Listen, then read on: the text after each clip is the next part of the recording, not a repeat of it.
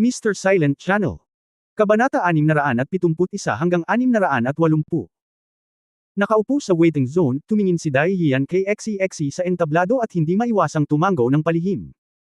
Pagharap sa Wind Dragon Blade ni Lin San, maaari pa rin niyang pagbutihin ang kanyang aura ng tuloy-tuloy at subukan ang kanyang huling desperadong laban. Dahil sa katapangan na ito, karapat-dapat siyang maging estudyante ng Shrek Academy. Sa pag-aakalang 20 taong gulang na rin siya, marahil, magiging labanan talaga ito.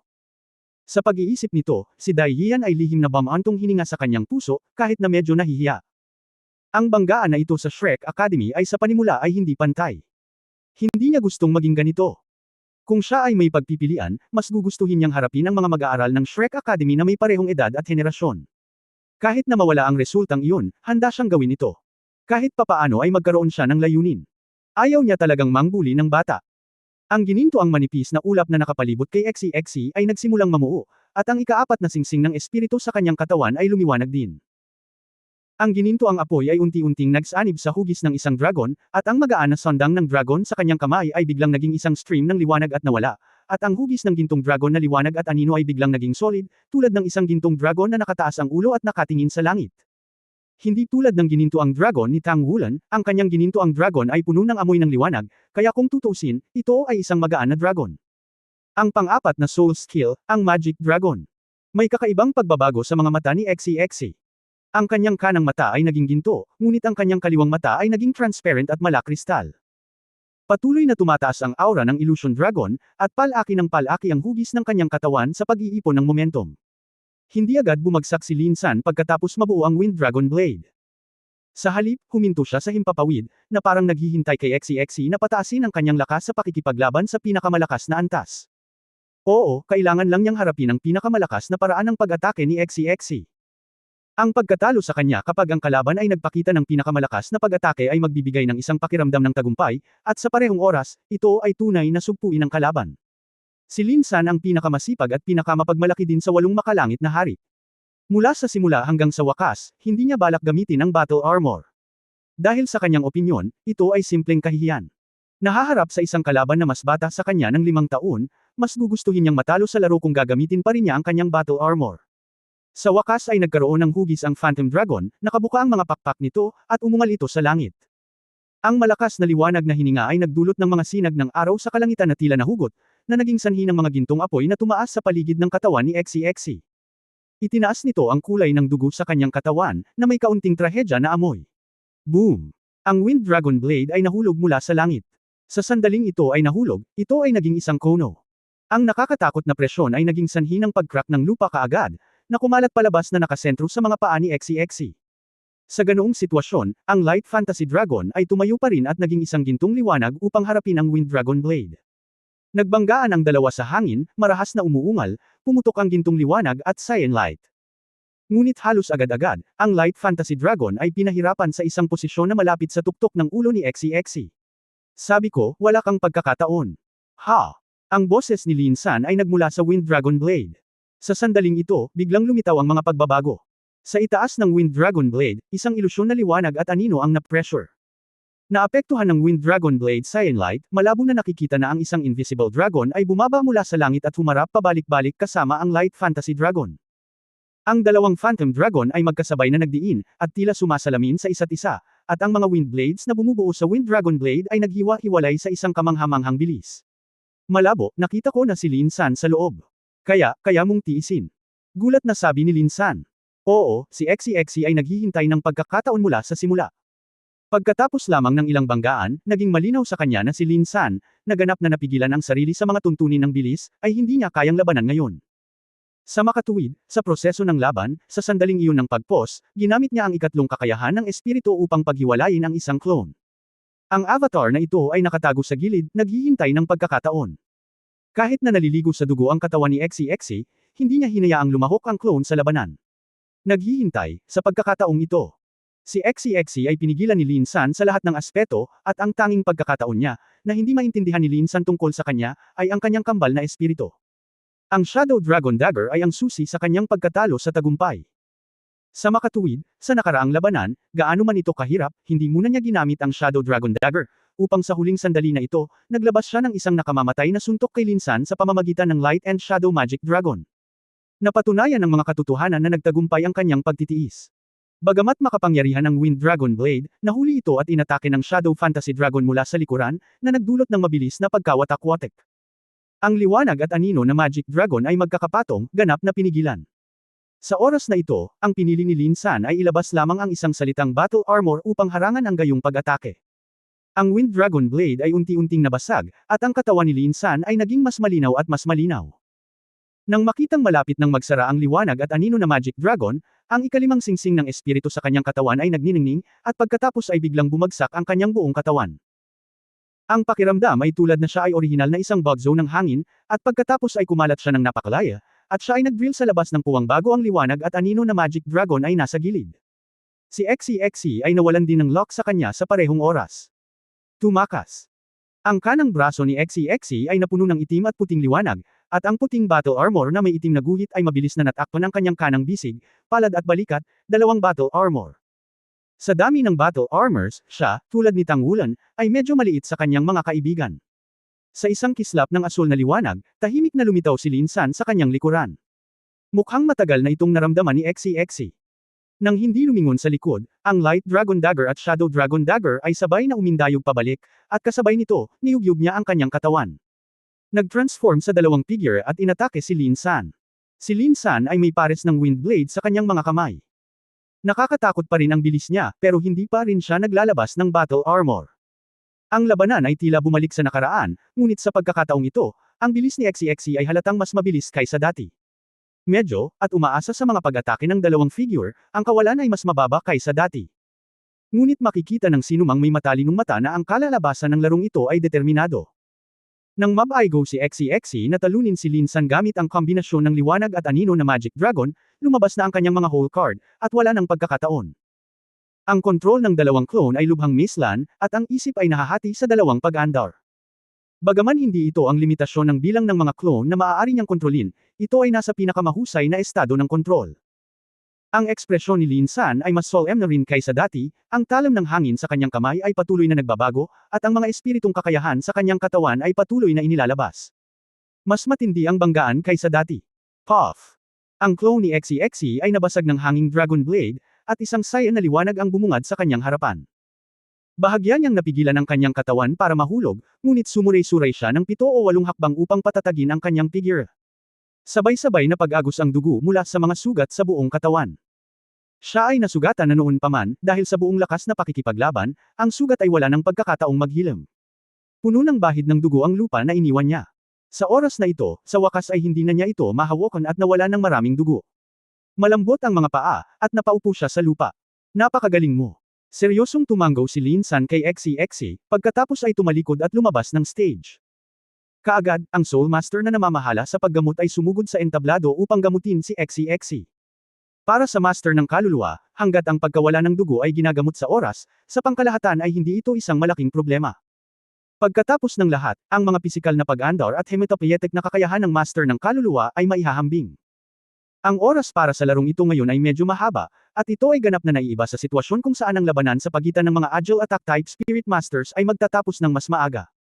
Sinubukan nga ni XCXC ang kanyang makakaya, ngunit ang lakas ni Lin San ay masyadong malakas, ganap niyang isinama ang kanyang sarili sa hangin, nakakasakit at nagtatanggol na sinamahan ng mataas na bilis. Ang bilis at kapangyarihan ng kaluluwa ay ganap na pinigilan, at ang pangunawa ng mga Ghost Fan ay mas malalim, lahat ay higit kay XCXC. Kung gagamitin ni Lin San ng one-word battle armor, mas mabilis na matatalo si XCXC. Binawi ni Tang Wulan si XCXC at dinala siya para magpalit ng damit. Medyo mapatla ang mukha ni XCXC sa oras na ito, ngunit sa gulat ni Tang Wulan, ang kanyang mga mata ay hindi nasaroon ng loob, bagkus ay nasa sabik. Okay ka lang ba? Ipinatong ni Tang Wulan ang kanyang braso sa kanyang balikat, tinulungan siyang dalhin ang halos lahat ng kanyang timbang. Sinabi ni XCXC, syempre, okay lang. Nakakamangha ang lalaking iyon. Ang bilis pala ay dapat intindihin ng ganito. Maraming problema na palaisipan sa akin noon ang nalutas na. Mahusay. Napatulala si Tang Wulan, tinatrato ba ng taong ito ang nakaraang laro bilang isang pagtuturo? Gayunpaman, nang makitang hindi siya pananghinaan ng loob sa pagkatalo sa laro, gamaan ang loob ni Tang Wulan. Bumalik si XCXC sa waiting area at umupo, pumikit at nagpahinga. Nang tignan niyang mabuti, nakita niyang dahan-daang pumipihit ang kanyang mga mata, halatang may iniisip. Sumulyap si Tang Wulan kay Lin San, na bumalik din sa kanyang upuan at umupo, bahagyang gumalaw ang kanyang isip. Ang literacy sa pakikipaglaban ng Lin San na ito ay mas malakas kaysa sa mga dakilang makalangit na hari na nakatagpo niya noon. Isa rin siyang Minggang type Spirit Master, at isa ring Fifth Ring, ngunit halatang mas masahol pa si Teng Teng kaysa sa kanya. Ito ay hindi isang pagkakaiba sa purong lakas, ngunit tulad ng sinabi ni XCXC, ito ay isang sorpresa sa pag-unawa sa mind attack system. Walang alinlangan na si Feng Wang Lin San ay pinagkadalubhasaan ang asensya ng maliksi na sistema ng pag-atake, tulad ng isang kalaban, ito ay talagang mahirap harapin. Nabawi ng ekspresyon ni Lin San ang dati niyang kalmado at kalmadong hitsura, at ang lahat ay tila naging negosyo gaya ng dati. Naramdaman ni Tang Wulan ang isa pang titig na nakatingin sa kanya, si Dai Hian iyon. Sa mga mata na magkaharap, tila may liwanag na sumisikat at nagniningning sa liwanag ni Dai Hian, at isang ngiti ang lumitaw sa sulok ng bibig ni Tang Wulan. Sa pamamagitan lamang ng pagkatalo kay Dai Hian maaari kang maging kwalipikadong hamanin ang taong iyon. Kahit sino pwedeng matalo, pero hindi ka matatalo. Nagpatuloy ang round of 16 competition, at ang mapanupol na tagumpay ni Lin San laban kay XCXC mula simula hanggang katapusan ay nagpasigla sa mga manunood. Sa wakas, nagkaroon ng matinding tagumpay para sa Monster Academy laban sa Shrek Academy. At ito ay isang kompetisyon ng parehong uri ng Soul Master. Ang hari ng hangin ay ang hari ng hangin. Opisyal na nakapasok si Lin San sa top 8, na nangangahulugan din na nanalo siya ng kahit isang titulo ng Baron. Na-eliminate si XCXC at na-miss siya ng top 8. Patuloy ang laro. Sa yugto ng 16 hanggang 8, ang bawat laro ay kakaibang kapanapanabik, at ang magkabilang panig ay naglaro ng husto. Soul Guidance Device ay ginagamit din ng marami. Maliban na ang nakapirming gabay sa kaluluwa ay hindi magagamit, kahit na ang mga manlalaro ay maaaring gumamit ng mga mecha sa kompetisyon. Mayroong isang pares ng mga manlalaro na natalo pareho sa huli, at parehong nakaranas ng matinding pagkatalo. Tila hindi sila makakasali sa susunod na round ng laro. Sa hatol ng mga hurado, isa sa kanila ang napiling makapasok sa quarterfinals. Naglaro si Yuan Enyahui sa ikatlong laro. Ang swerte niya ay mabuti. Bagamat napakalakas ng kanyang kalaban, hindi siya mas malakas kaysa kay Teng Teng. Sa ilalim ng malakas na puwersa ng Titan Great Ape Martial Spirit ni Yuan Enyahui, sinuportahan niya ito sa loob ng 10 minuto. Lumuhod. Ang kapaligiran ng laro ay nagiging mas at mas masigasig, ngunit ang mga mata ng maraming mga manunood ay patuloy na lumulutang sa waiting zone. Nai-announce na ang matchup table ngayong araw. Si Tang Wulan, ang pinuno ng koponan ng Shrek Academy, at ang Tiger King na si Dai Hian, na pumangalawa sa 8 hari ng Monster Academy, ay walang alinlangan ang pinakapinapanood na laro ngayon. Si Dai Hian ang ikalawang araw na umunlad sa tabi ng Dragon King na si Long Yu, at sa parehong oras ang ika-4 na prinsipe ng Star Luo Empire, ang kanyang dalawahang pagkakakilanlan ay nakaakit ng atensyon ng mga tao. Bukod dito, ang ilang taong nakakaalam ng balita tungkol sa Imperial House ay higit na nakaalam na ang 4 na prinsipe ay malapit ng maging koro ng prinsipe. Walang alinlangan, ang pagsali ni Dai Hian sa kompetisyong ito ay lubhang mapanganib para sa kanya. Bilang Crown Prince, kung mabibigo siyang makakuha ng magandang resulta sa kompetisyon, malaking dagok ito sa kanyang inaasahan. Ngunit bilang isa sa 8 hari ng Monster Academy, tungkulin niyang kumatawan sa Academy na lumahok. Maging si Fanger, na nakaupo sa rostrum, ay nanatiling lumulutang sa gilid na ito. Kung matatalo ni Dai Hian si Tang Wulan, syempre titigil ang lahat, at iyon din ang pinakamagandang sitwasyon. Kung walang paggamit ng Dragon King, ang Shrek Academy ay maaaring ituring na nullipol. Kasabay nito, muling itinaas ang katayuan ni Dai Hian sa puso ng mga tao, na magiging malaking pakinabang sa kanyang mana sa hinaharap. Gayunpaman, siguradong matatalo kaya ni Dai Hian si Tang Wulan. Walang nang ahas na sabihin ito para sigurado. Pagkatapos ng lahat, natalo na ni Tang Wulan si Sumo noon, natalo sina Hualantang at Ye Ji, at tinalo si Dai Yuner. Sa 8 makalangit na hari, 4 ang nakabangga sa kanya, at lahat sila ay natalo. Kabilang sa mga ito, si Sumo ang ikatlong ranggo sa langit na hari. Kaya, matatalo kaya siya ni Dai Hian. Walang makakasigurado dito. Ang lahat ay kailangang maghintay hanggang sa talagang magsimula ang laro bago ihayag ang sagot. Sa rostrum, nakaupo si Dai Tianling sa pangunahing upuan, at sa tabi niya ay ang Dean ng Monster Academy Kindness. Napakahalaga ng laro ngayon, kaya ang dalawang magkapatid na ito ay personal ding dumating sa eksena. Guro, ano sa palagay mo ang rate ng panalo sa laban ni Hian na batang ito at ng Tang Wulan na iyon? Tanong ni Dai Tianling kay NC sa mahinang boses. Magiliw ng ngumiti, kamahalan, huwag mag-alala, sa ilalim ng normal na mga pangyayari, hindi bababa sa higit sa 70%. Si Hian ang batang ito ay hindi lamang talento, ngunit mayroon ding kalmado at matalinong personalidad. Sa pangkalahatan, ang mga Soul Master ay magkakaroon ng ilang kaisipan pagkatapos na maabot ang isang tiyak na antas ng paglilinang. Magbago, ngunit ang sitwasyong ito ay halos hindi nagpakita sa kanya. Siya ay tunay na isang anak ng Wulan, sa pamilya ng hari. Siya ay talagang isang anak ng Wulan, sa pamilya ng hari. Nang paggawa ng mga pagkakamali mula sa paghahambing ng lakas, ang kakayahan ni Tang Wulan kahit nakakaiba, si Ian ay may kalamangan sa paglilinang. Mabuti naman. Tumango si Dai Tianling. Pagkatapos ng kompetisyon na ito, ang maharlikang pamilya ay may dalawang bagay na haharapin, ang isa ay ang pumili ng kabayo para sa prinsesa, at ang isa ay ang magdeklare ng koro ng prinsipe.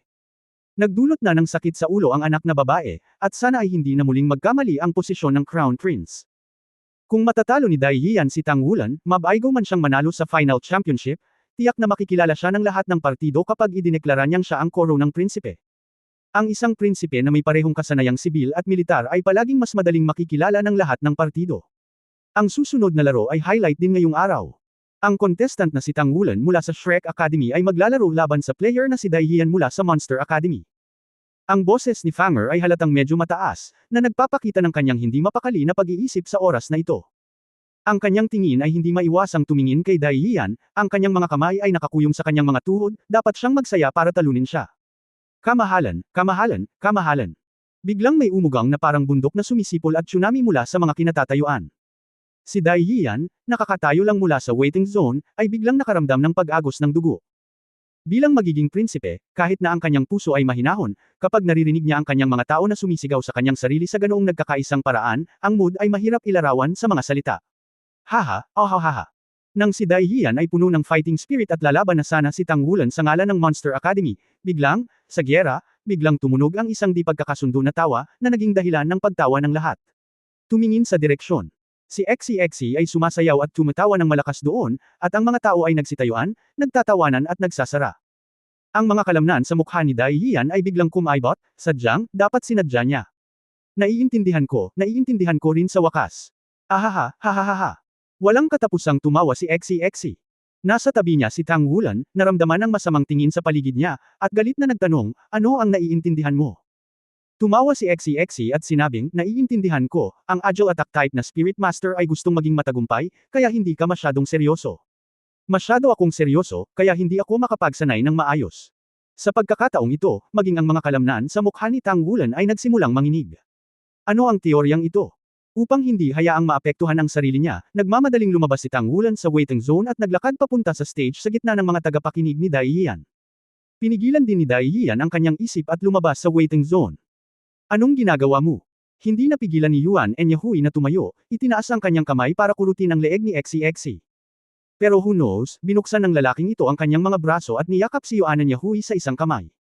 Naiintindihan ko sa wakas. Ang pananabik ni XCXC ay tila hindi nagpapanggap. Gustong kumawala ni Yuan Enyahui halos hindi niya namamalayan, ngunit nang magkaroon siya ng malapitan, ang una niyang naamoy ay ang madugong hininga sa katawan ni XCXC. Ang pag-iisip na natatakpan na ng mga sugat ang buong katawan niya, sa wakas ay napigilan. Sumigaw lang sa mahinang boses, mabilis mo akong binitawan. Tila hindi siya narinig ni XCXC, Yuan En, naiintindihan ko talaga. Noong mga unang araw, masyado akong malaya at maluwag at hindi ako nag-ensayo ng husto, kaya hindi ko lubos na napagtanto ang potensyal ng aking maliksi na sistema ng pag-atake. Nabuo. Ngunit dahil pinasigla mo ako sa oras na iyon, nagsimula akong magtrabaho ng husto, desperado na sinusubukan kong abutin ka, sa loob ng ganoong oras, upang makamit kita. Lalo pang nabuo ang kumpiyansa sa sarili. Hanggang sa oras na ito bago kami umalis, naramdaman kong tila naabot ko ang isang bottleneck ng paglilinang ng kapangyarihan ng kaluluwa, ngunit ang pag-atake ng agile na pang-espiritong master ay hindi ko mahanap ang aking direksyon, ngunit ang pag-atake ay napakahirap pa rin.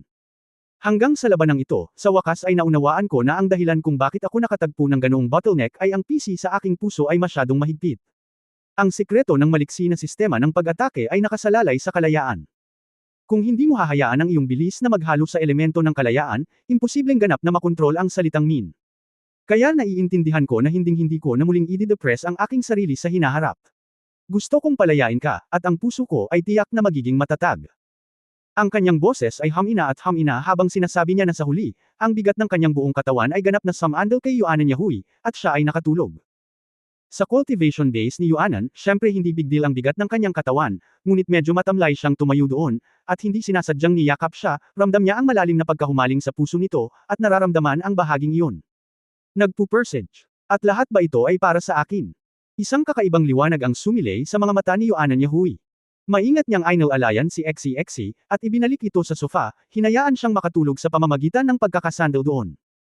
Ang kanyang mga pisikal na palatandaan ay normal, ngunit ang nakaraang pagkonsumo ay masyadong malaki at kailangan niya ng oras upang magpahinga.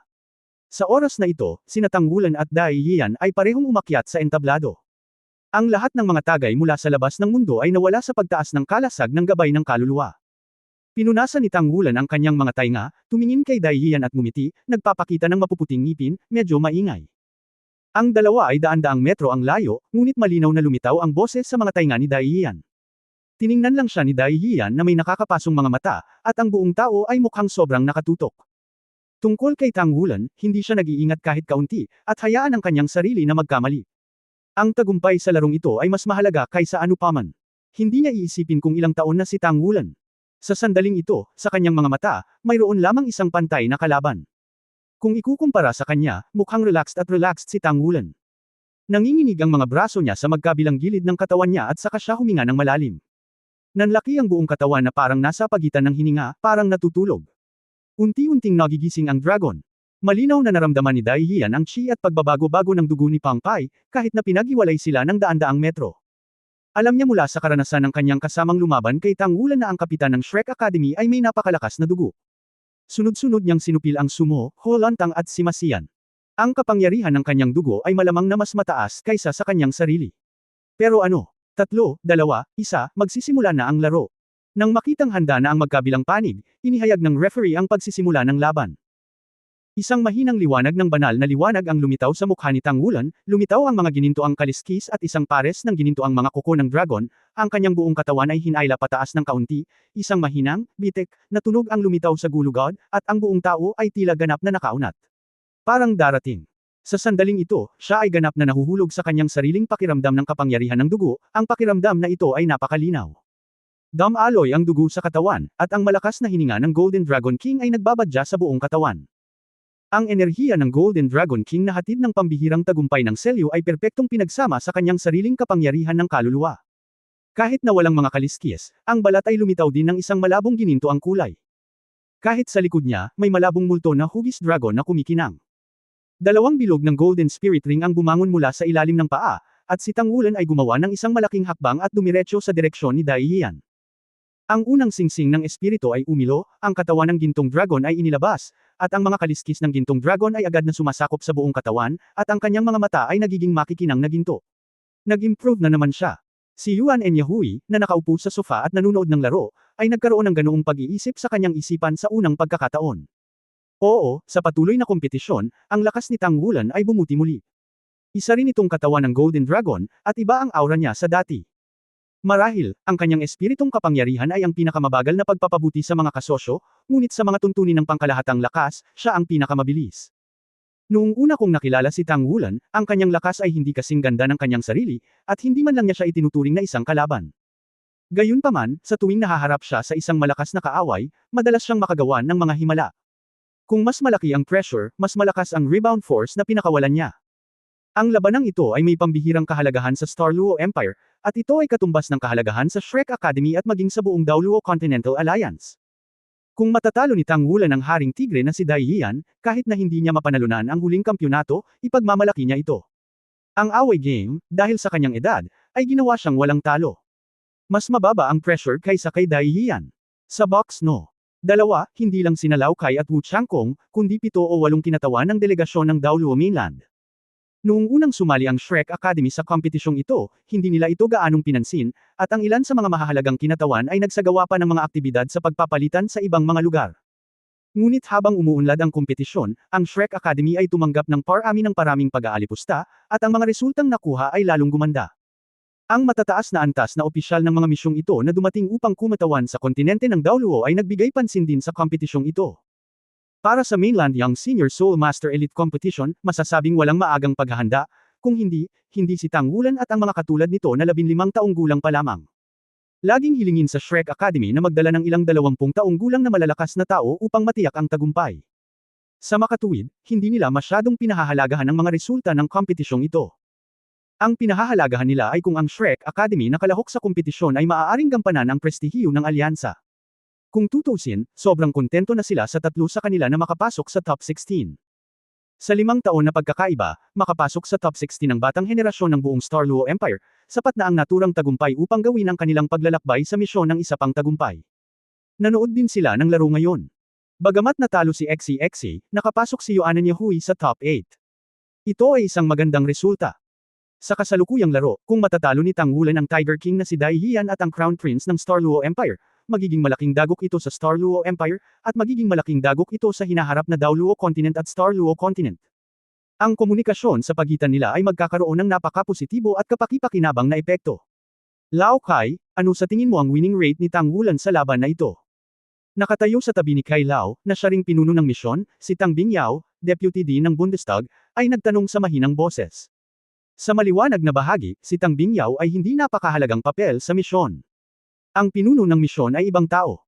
Ngunit kung tutusin, tanging ang mga panloob na matataas na opisyal lamang ang nakakaalam na ang lahat ng mga aksyon ng misyon sa pagkakataong ito ay kailangang iulat sa Bise-Presidente. Siya ang tunay na pinuno. At ito ay alam lamang ng ilang tao. Umiling si Elder Kai, hindi magandang pag-aralan ng batang ito. Mula sa pananaw ng lakas lamang, wala siyang kalamangan. Gayunpaman, madalas siyang makagawa ng mga himala. Kahit sa Shrek, siya ay isang maliit na halimaw. Siya ay dapat. Manood tayo. Si Wu Changkong ay nakatayo sa likuran, nakatitig sa screen sa isang tabi na may nakakapasong mga mata. Ang screen ay mas malinaw kaysa sa direktang pagtingin sa playing field sa pamamagitan ng salamin ng kahon. Nauna niyang sinabi kay Tang Wulan at sa iba pa na bibigyan niya sila ng gabay sa mga huling yugto ng laro. Pero pinigilan pa rin ito ni Mr. Kai. Kaya naman nawala siya sa direct sales at hindi na nagpakita sa mga estudyante. Ngunit para sa kanya, ang pakiramdam na ito ay lubos na masakit. Sa sandaling ito, gaano niya kagustang makasama ang kanyang mga alagad. Wulan, tara na. Malamig pa rin ang mukha ni Wu Changkong, ngunit sa sandaling ito, mainit na ang kanyang mga mata. Nagliliyab ng mainit na apoy. Sabay na sumugod sina Tang Wulan at Dai Yian sa isa't isa. Nang ilabas ni Tang Wulan ang katawan ng gintong dragon, ang unang halo sa ilalim ng mga paa ni Dai Yian ay lumiwanag din, at isang puting-puting maskara ang lumitaw. Kasabay nito ay mabilis na pumuti ang kanyang blonde na buhok, tumaas ang kanyang buhok, namamaga ang kanyang katawan at umbok ang kanyang mga kalamnan. By Hu. Mayroon ding malabong gininto ang kulay sa kanyang mga mag-aaral, 3 lila at 2 itim, 5 spirit ring ang bumangon mula sa ilalim ng kanyang mga paa, at isang malakas na aura ang namumulaklak sa kanyang buong katawan. Ang cultivation base ng Soul King level at ang kombinasyon ng higit sa regular na Soul Ring ay nangangahulugan na siya ang namumukod tanging isa sa mga nakababatang henerasyon. Bukod sa espesyal na Dragon Jump ng Martial Soul, hindi siya natalo. Ang Star Luo Empire ay palaging nagsusulong ng personal na puwersa, na isa rin sa mga mahalagang dahilan kung bakit siya ay namumukod tangi sa maraming prinsipe. Habang nagtataglay ng lakas, kalmado rin ang kanyang pag-iisip. Kaya naman, mataas ang inaasahan ni Dai Tianling sa kanya. Mabilis na lumiit ang distansya ng dalawa. Bagamat hindi sila may kukumpara sa maliksi na espiritong Panginoon, iba sila sa maliksi na espiritong Panginoon. Sa bawat hakbang nila, tumataas ng gusto ang kanilang aura. Nang malapit na silang magkabanggaan. Sa oras na iyon, parang dalawang bundok ang malapit ng magbanggaan. Boom! Ang dalawang figure ay nag-away, at ang ginintuang at puting sinag ng liwanag ay bumangon sa parehong oras. Sinalubong ng pares ng Golden Dragon Claws ni Tang Wulan ang pares ng Tigre Claws ni Dai Yian. Para sa isang oras, ang kapangyarihan ng kaluluwa at kapangyarihan ay magkakaugnay, at ang marahas na banggaan ay nagdulot sa kanila na tila may marahas na hangin sa paligid ng kanilang mga katawan. Matapos nilang ilabas ang kanilang martial arts at bloodline powers, ang kanilang mga katawan ay nagmukhang magkatulad, at ang Golden Dragon Claws at Tigre Claws ay magkapareho ang laki. Ang isa ay natatakpan ng kaliskis at ang isa naman ay natatakpan ng buhok. Sa sandaling nagbanggaan ang dalawa, tumalbog pa atras ang kanilang mga katawan na parang kidlat. Parang pantay-pantay ang paghahati nito.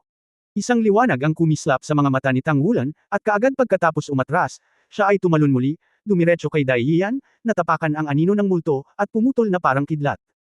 Isang pares ng Golden Dragon Claws ang humawak sa ulo, dibdib at tiyan ni Dai Yian ayon sa pagkakasunod-sunod. Nang hindi gumagamit ng mga espiritong kakayahan, ito ay mukhang isang pag-atake ng kasanayan. Ang hindi inaasahan ay hindi na rin ginamit ni Dai Yian ang kanyang soul skill, isang pares ng mga kuko ng tigre ang lumipad pataas at pababa, at nakipaglaban kay Tang Wulan. Isang alon ng hangin ang patuloy na namumukadkad mula sa lugar kung saan sila nagkabanggaan. Anuman ang paglilinang ng kapangyarihan ng kaluluwa ni Tang Wulan ay mas mababa kaysa kay Dai Yian, sa ilalim ng banggaan, walang sinuman ang nagsamantala. Ito ay pantay na hinati.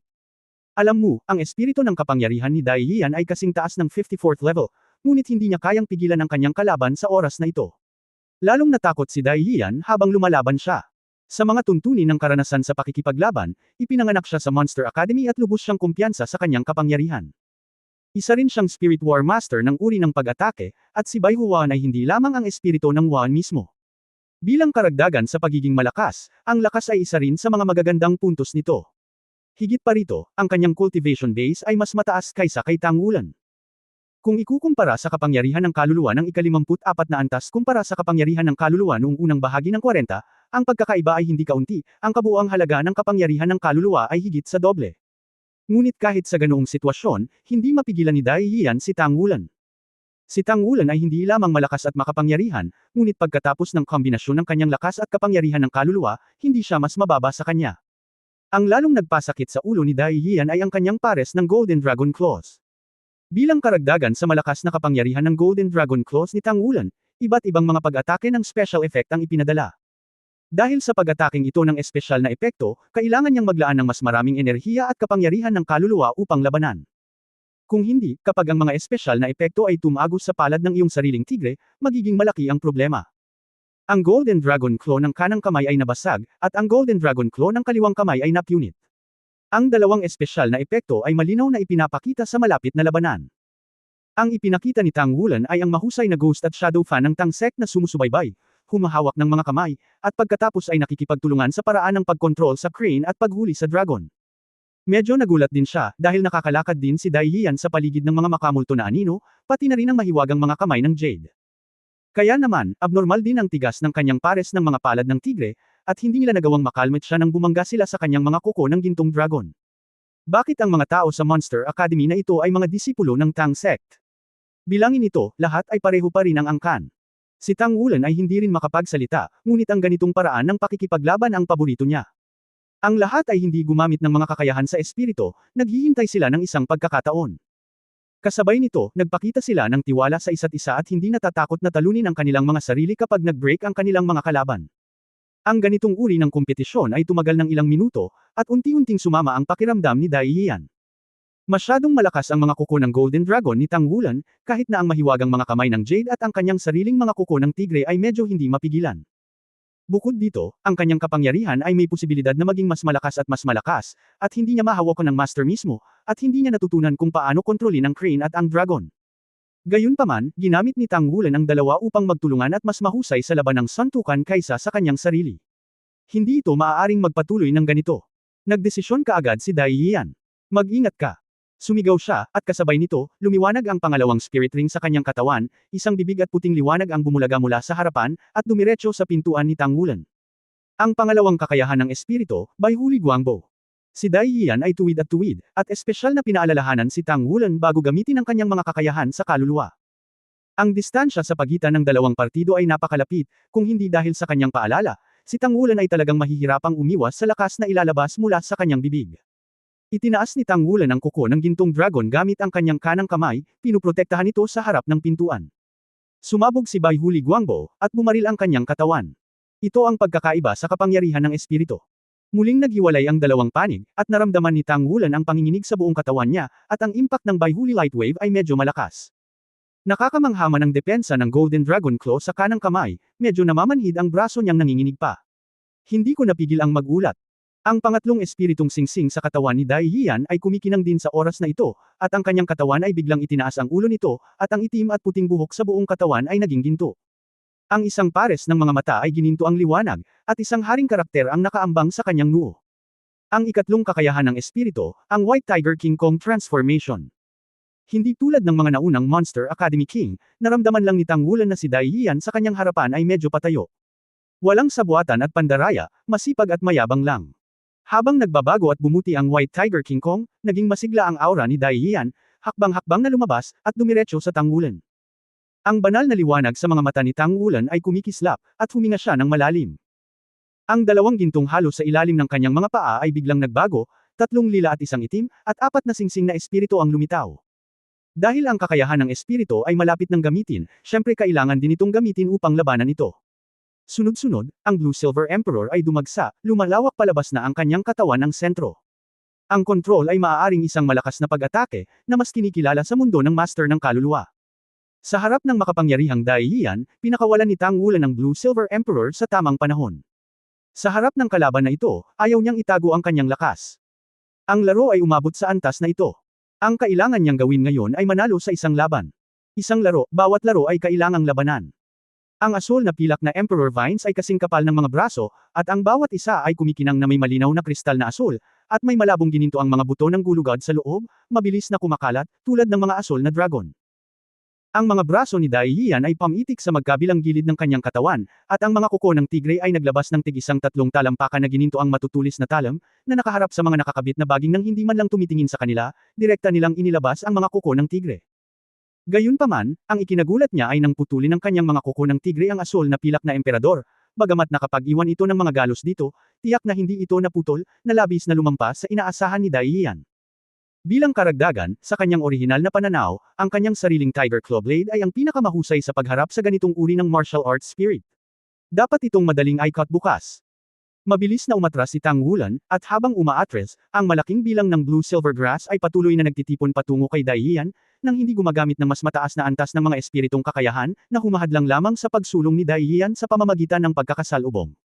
Matapos ang blue-silver grass ay naging blue-silver emperor, hindi na ito ang orihinal na waste martial arts spirit, at ang bawat ugat ay may napakalakas na kapangyarihan.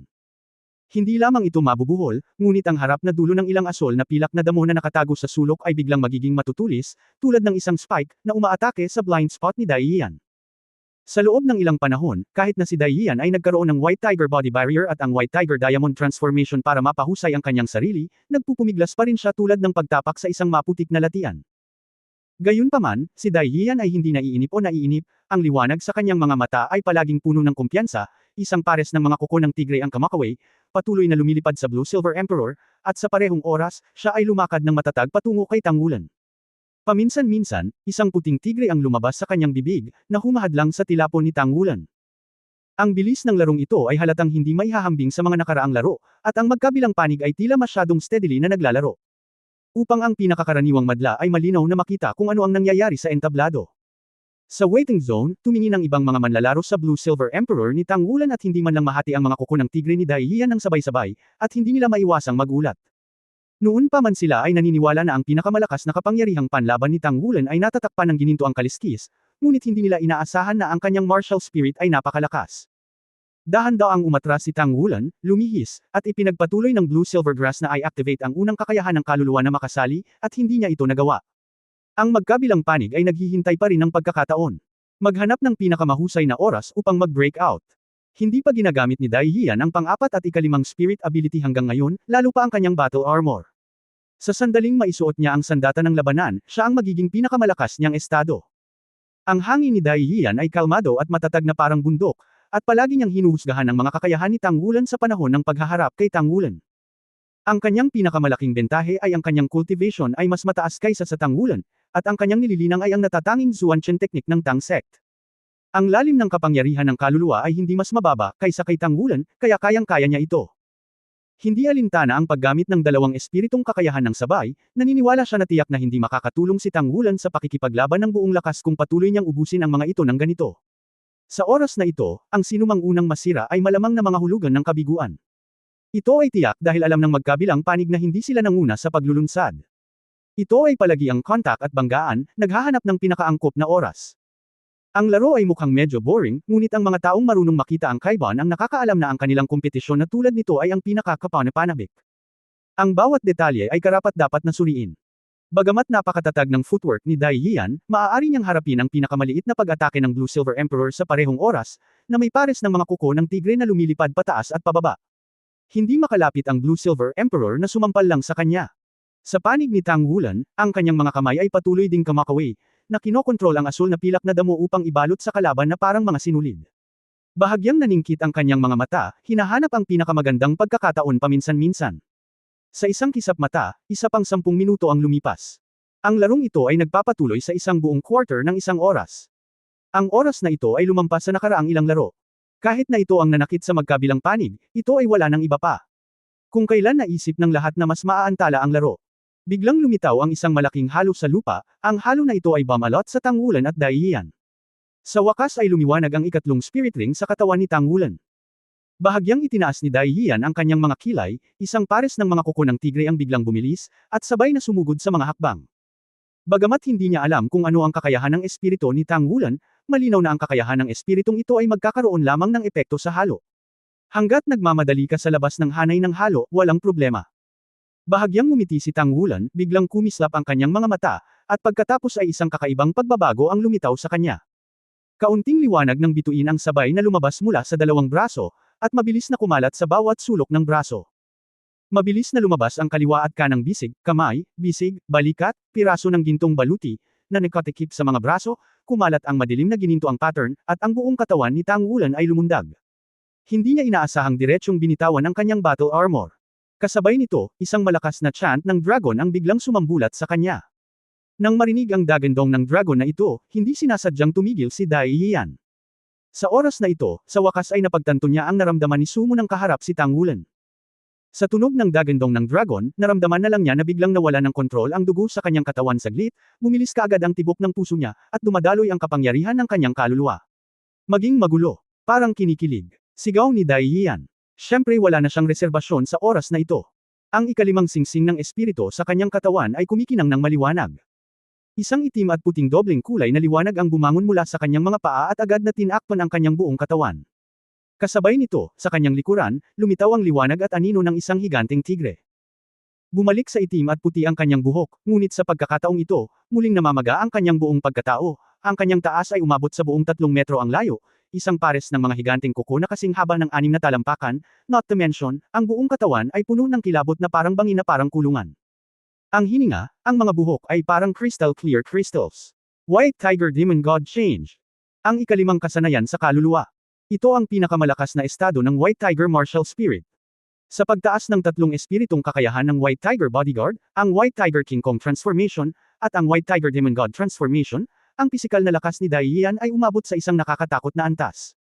Sa simula, kahit nakaharap si Long Yu, sa pagpapala ng 3 espiritong kakayahan na ito, nagawa niyang lumaban saglit. Nagbago ang White Tiger Demon God, at maging ang Blue Silver Emperor ay nabasag sa ilalim ng alon ng mga kuko ng tigre. Tumalon siya, at malapit na siyang sumugod palabas ng hollow area sa ilalim ng kanyang mga paa. Sa sandaling ito, isang marahas na dagandong ng dragon ang tumunog. Sa likod ni Tang Wulan, isang malaking liwanag at anino ang lumitaw. Isa itong malaking ulo ng dragon na may pulang dugo na mga mata, sumasabog ng nakakatakot na aura. Sa malaking bibig, sinigawan niya si Dai Yian. Naramdaman lang ni Dai Yian na parang isang malaking barko ang bumagsak sa kanyang harapan, at ang kanyang katawan ay nahulog mula sa langit. Kasabay nito, nakita niya na ang baging na orihinal na kasing kapal lamang ng braso ay mas makapal na sa hita. Ang mga asol na pilak na emperador ay sumabog na may madilim na asol na liwanag, at ang panloob na mga buto ay tila malalim at naging madilim na ginto. Nagbago na ang Blue Silver Overlord. Hindi lang ikaw ang magbabago, pati ako. Sa puntong ito ng laro, bigla itong naging mabangis, kaya ang bilis ng komento ni Fanger ay tumaas ng husto. Atensyon, lahat. Nagamit na ng contestant na si Dai Yian ang kanyang pinakamalakas na kakayahan sa pagpapalakas ng espiritu sa oras na ito. Sa pangkalahatan, ang Soul Master ay hindi magkakaroon ng higit sa 2 amplifying spirit na kakayahan para sa kanyang katawan, ngunit si Bai Huan ay exception. Dahil sa imperial na pamilya, hindi ako makapagbigay ng masyadong maraming pagpapakilala. Ngunit ang kailangang malaman ng lahat ay nasa pagtaas ng lakas ng mapanirang espiritu ng tigre, at ang lakas ng mapanirang espiritu ng tigre, at ang kapangyarihan ng White Tiger. Ang mga sining ay umabot na sa isang napaka-nakakatakot na antas. Tingnan mo, ang mga puno ng ubas ni Tang Wulan ay hindi na maaaring tumigil. Teka, lahat, pansinin, inilabas ni Tang Wulan ang kanyang pang-apat na espiritong kakayahan. Ano ba itong malaking ulo ng dragon? Ngunit, sa akin bakit walang ganoong kaluluwang hayop sa aking impresyon? Nang makita ni Fanger ang malaking dragon head ng Tyrannosaurus Rex, nagulat din siya. Sa kanyang impresyon, walang ganoong dragon clan. Pagkatapos ng lahat, ang Tyrannosaurus Rex ay isang nakakatakot na behemoth na umiral lamang noong sinaunang panahon. Nang makita ang malaking ulo ng dragon, hindi lang siya, kundi maging si Long Yu ay naupo ng tuwid ng hindi sinasadya. Ano yun? Anong dragon yan? Subconsciously hinanap niya sa utak niya. Hindi tulad ni Fanger, bilang pinakamahusay na estudyante ng Monster Academy, nakuha niya ang pinakamaraming resource tilt ng Academy, at nakabasa siya ng ilang confidential na materyales at classic. Tyrannosaurus. Matindi ang ilaw ni Long Yu, at sa wakas ay naunawaan niya ang isang bagay na malabo. Ibig mong sabihin, ang dugo sa kanyang katawan ay dugo ng Tyrannosaurus. Tanong ni Lin San sa tabi niya. Tumango si Long Yu, sinabi ni Long Yu, ito ay posible. Bagamat ang Tyrannosaurus ay isang subdragon species, mayroon siyang bloodline ng Golden Dragon King mismo. Ayon sa alamat, ang Golden Dragon King ay bahagi ng sinaunang Dragon God, kaya ang Tyrannosaurus ay hindi maaaring gumamit ng ordinaryong hindi nakakagulat na kahit na ito ay isang tunay na dragon, ito ay hindi mas malakas kaysa sa kanya. Ang hitsura ng higanteng ulo ng dragon ng Tyrannosaurus Rex ay niligaw ang halos lahat. Lalong lumakas ang martial arts ni Tang Wulan sa paglabas ng pang-apat na espiritong kakayahan. Ang makapal na baging ay tila mas malakas kaysa dati sa pamamagitan ng higit sa isang antas. Nabigo ang kalahok na si Dai Yian na lumabas sa halo na iyon, at ang halo ay tumaas. Ito ay ang parehong uri ng baging. At mukhang mas malakas pa. Isang bilog ng asol na halo ang bumangon mula sa ilalim ng kanyang mga paa, asol na pilak at gintong liwanag na hanay, ang ikatlong espiritong kakayahan ni Tang Wulan. Sa katunayan, ang pinakamalaking kapangyarihan ng kakayahan ng espiritong ito ay ang pagtanggal ng elemento, na may malakas na epekto sa lahat ng katangian ng elemento. Pagkatapos ay may kasamang kakayahan sa pagpigil sa parehong oras. Kung ito ay nasa ilalim ng normal na mga pangyayari, ang Blue-Silver-Golden Light Array ay hindi man lang napigilan si Dai Yian.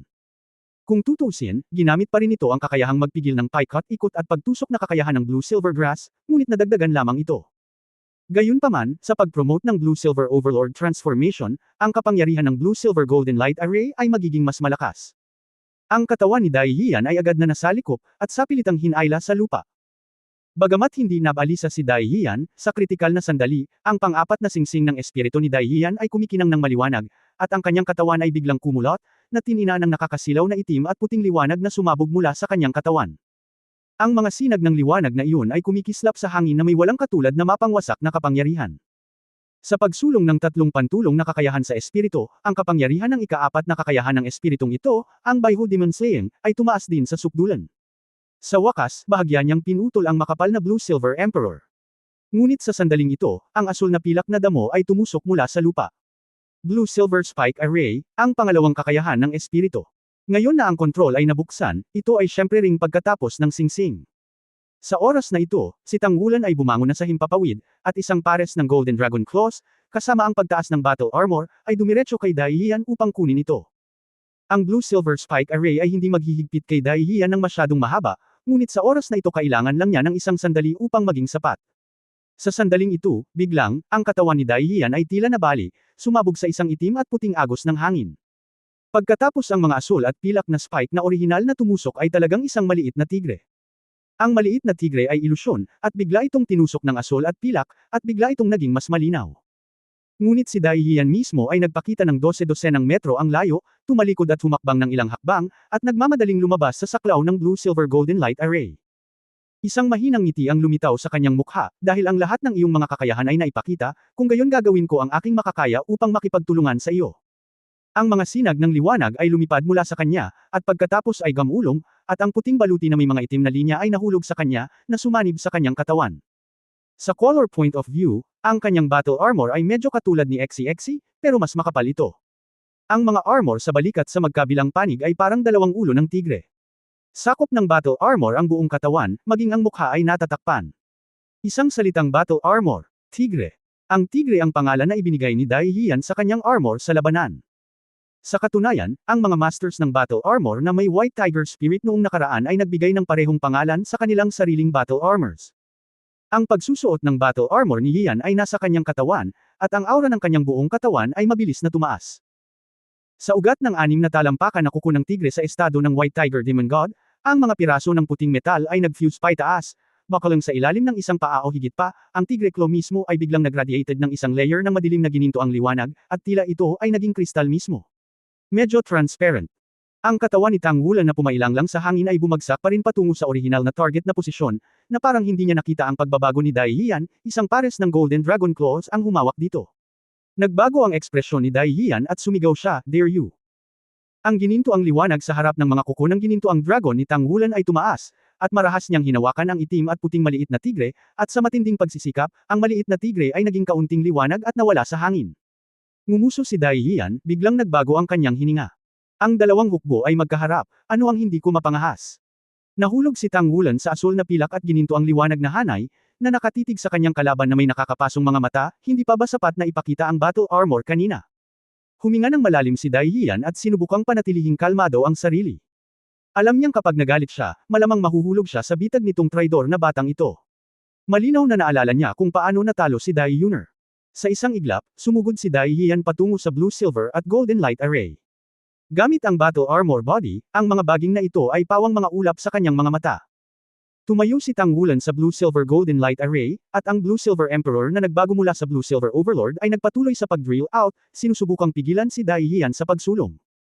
Gayunpaman, sa ilalim ng pagtaas ng armor ng labanan, ang kapangyarihan ng kanyang pares ng matalas na kuko ay talagang napakalakas, ang Blue-Silver Emperor ay nabasag ng sunod-sunod, at pinatay lang niya ito. Hindi siya napigilan ng asul na pilak at gintong liwanag na hanay. Sa oras na ito, si Dai Yian ay nasa isang estado ng kasaganaan, at ang kanyang momentum ay parang sirang kawayan. Nang makita niya ito, dumating siya sa harap ni Tang Wulan. Natatakot akong matapos ang larong ito. Ang komentaryo ni Fanger ay nakadama ng kaginhawaan, bagamat mula sa nakaraang banggaan, si Tang Wulan ay mahusay na nagawang makasali kay Dai Yian sa napakatagal na panahon, at sa wakas ay hinayaan siya na gumamit ng sandata ng labanan. Ito ay sapat na upang ipagmalaki. Gayunpaman, ang suspense ng laro ay nawala. Sa taglay na armor ng labanan, ang lakas, bilis, at lakas ng pag-atake ni Tang Wulan ay imposibleng ikumpara kay Dai Yian. Ang kanyang Blue-Silver Emperor ay hindi rin napigilan ang mga yapak ni Dai Yian, ito ay ganap na isang pagkakaiba sa antas. Papalapit na ang distansya sa pagitan ng magkabilang panig, hinawakan ni Dai Yian ang kuko ng tigre mula sa kawalan gamit ang kanyang kanang kamay, at ang 5 matalim na talam ay sumugod kay Tang Wulan bilang kanyang dibdib. Hindi umiwas o sinubukang lumaban si Tang Wulan. Ang mga kaliskis sa kanyang katawan ay biglang naging makintab na parang salamin. Ding! Sa malutong na tunog, ang kaliskis ng gintong dragon ay kumikislap ng husto, at ang sariling aura ni Tang Wulan ay biglang tumaas. Kasabay nito, biglang, mula sa maraming Blue-Silver Emperor Vines, isang gintong baging ang tumaas sa langit at bumalot sa katawan ni Dai Yian. Hinaway-kaway ni Dai Yian ang Tiger Paw at gusto na itong putulin, ngunit kakaiba, nahulog ang Tigre Paw, bagamat nagdala ito ng gintong halo, ngunit nabigo itong putulin ito ng malakas na puwersa. Narinig na biglang napigilan ang forward momentum ni Dai Yian.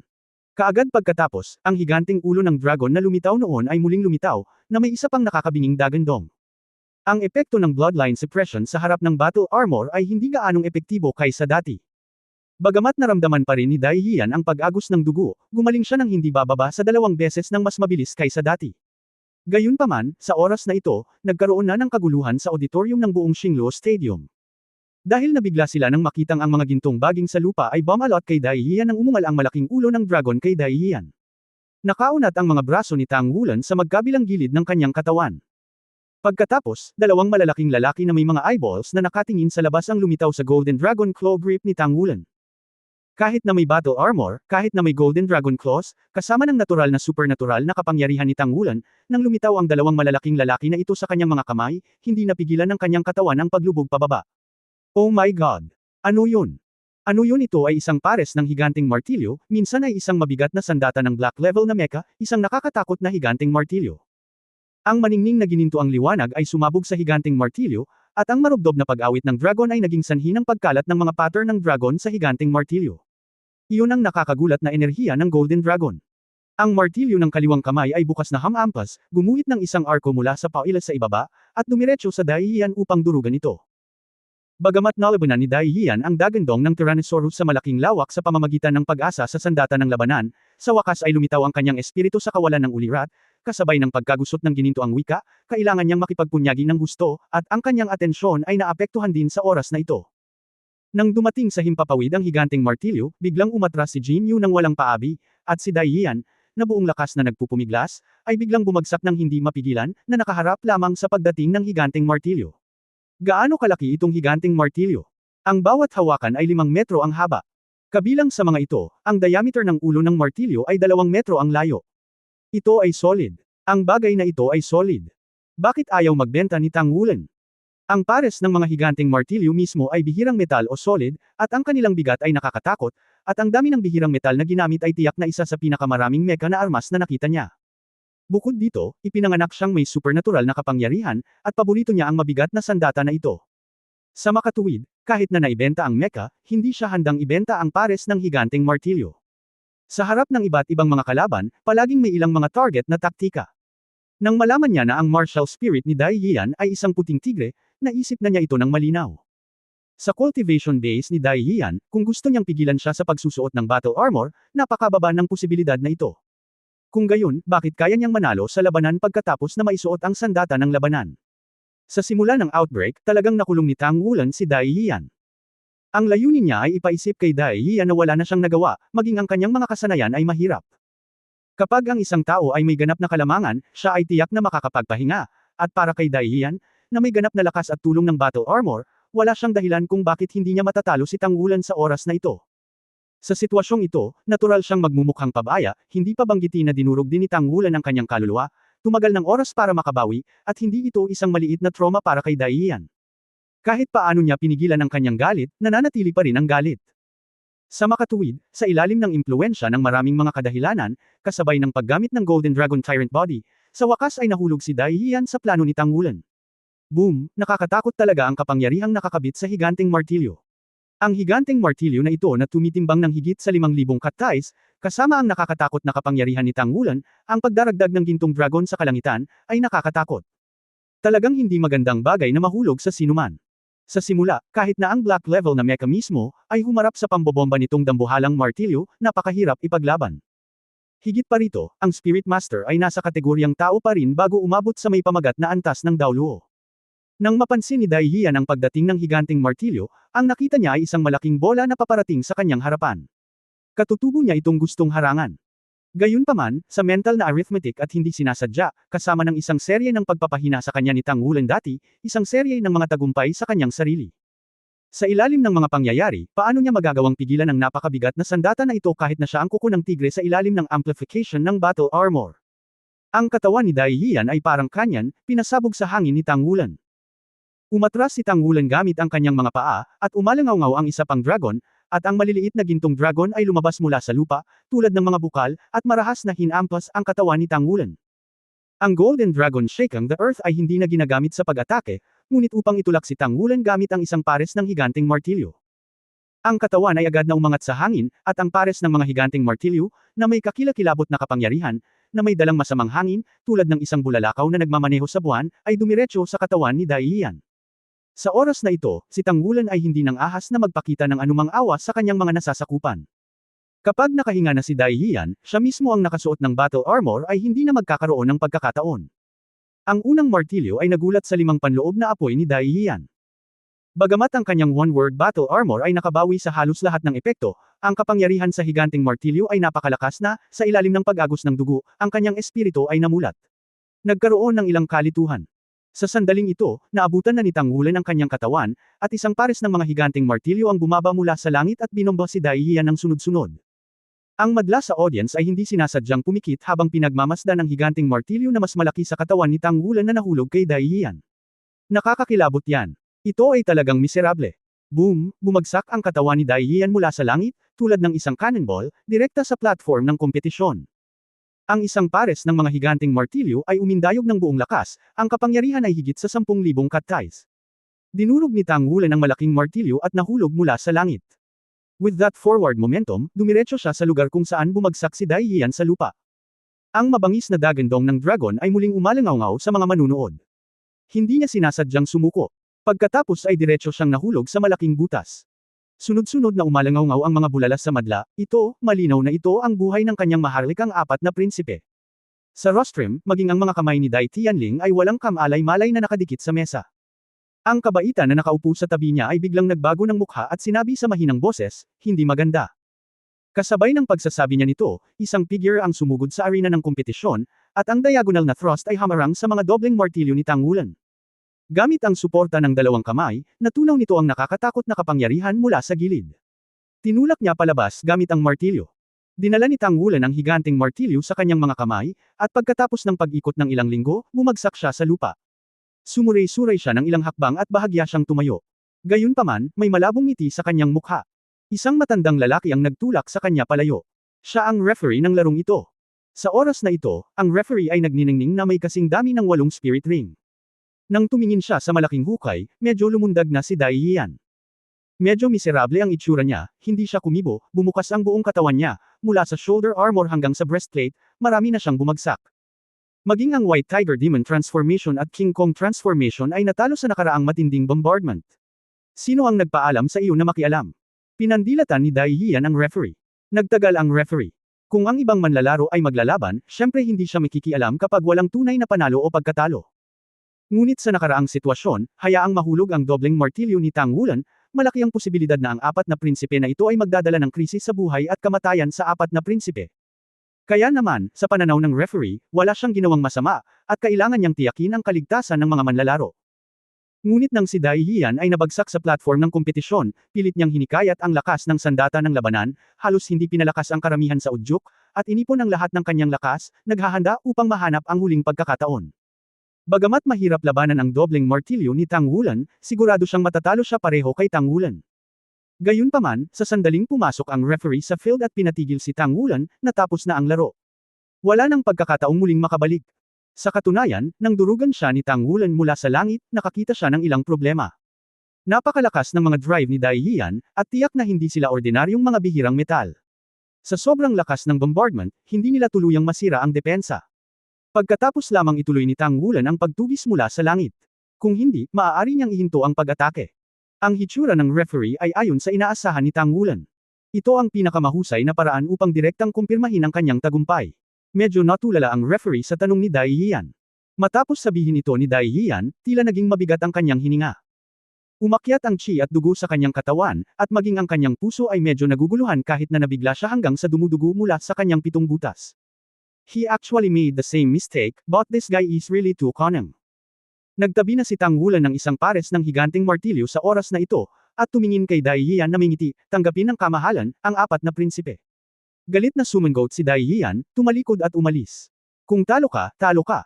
Sa patuto ng napakaraming tao, hindi niya maiwasang aminin. Naagrabyado man siya, hindi niya masasabing hindi siya natalo sa laro. Sa rostrum, nakasimangot si Dai Tianling.